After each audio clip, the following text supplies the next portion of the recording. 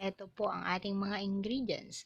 1 liter of water, 1/4 can of Alaska sweet condensada, Mr. Gulaman 1 sachet,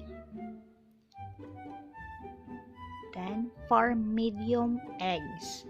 So ayan po.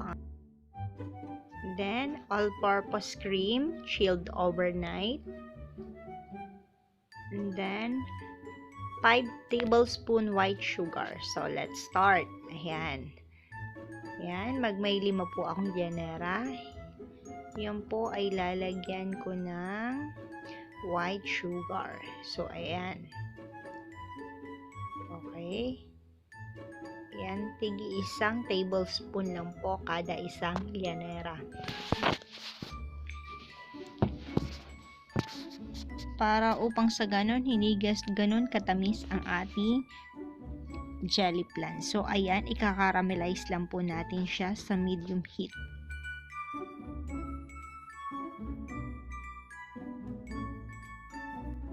Ayan, gaganyanin nyo lang po siya na upang sa ganon, ikot-ikutin nyo po upang sa ganon ay hindi masunog yung ating kinakaramelize. Ayan.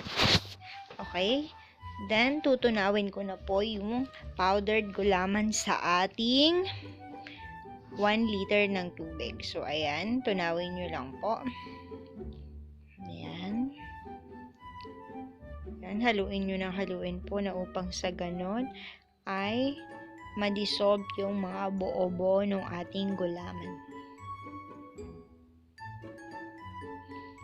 So, ayan. Next step. Yung ating egg.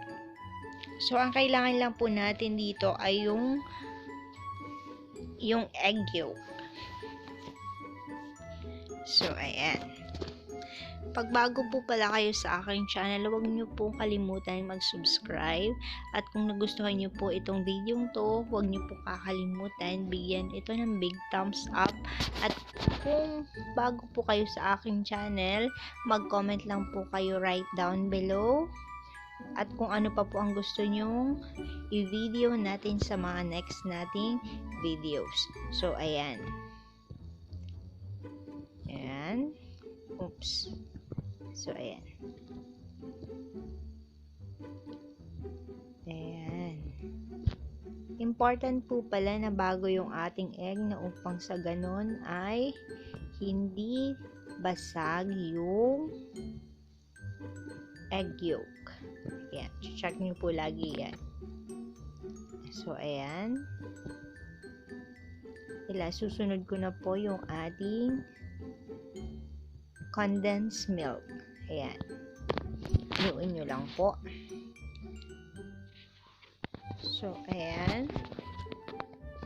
Important din po pala na bago nyo ilagay sa mga lyanera nyo inyong jelly flan ay inyong sasalain upang sa ganun ma-separate po natin yung mga buo-buo. Ayan.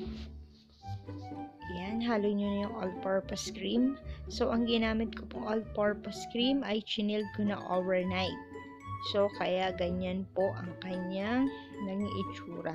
So, ayan, ginamitan ko po siya ng hand mixer na upang sa ganun mahalo ng mabuti. So, ayan. After po nun, pakukuluan nyo din po siya sa medium heat hanggang sa lumapot ang ating mixture. Ayan, haluin nyo lang po. Continue lang po kayo sa paghalo hanggang siya ay lumapot. Ayan.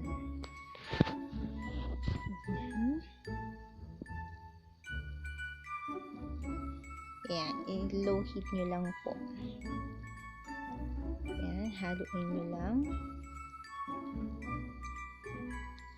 Ayan. So, ayan, nagka-transfer na po ako ng aking jelly flan sa mga lyanera. Ayan, nakikita nyo po, masyadong malapot na yung ating mixture. Ayan. Okay. Yan lang po. Ayan. So, ito pong ating jelly plan ay pwedeng-pwede po to pang negosyo. Hindi ko lang po ito sinamahan ng coasting kasi pang sarili lang po ito. So, ayan, nakikita nyo po, matigas na yung ating jelly plan. Ayan. Ayan. Ito po ay napakasarap panghain sa ating mga... So, ayan po, titikman na natin ang ating jelly plan. Ayan. Then, pag lumamig na po ito, yung malamig na po, pwede nyo na pong i-chilled sa inyong mga ref. Ayan. So, ayan, titikman ko muna. Ayan. Ayan. Saktong-sakto lang po yung tamis ng ating jelly plan. So, ayan. Thank you so much for watching. Till next time. Bye-bye.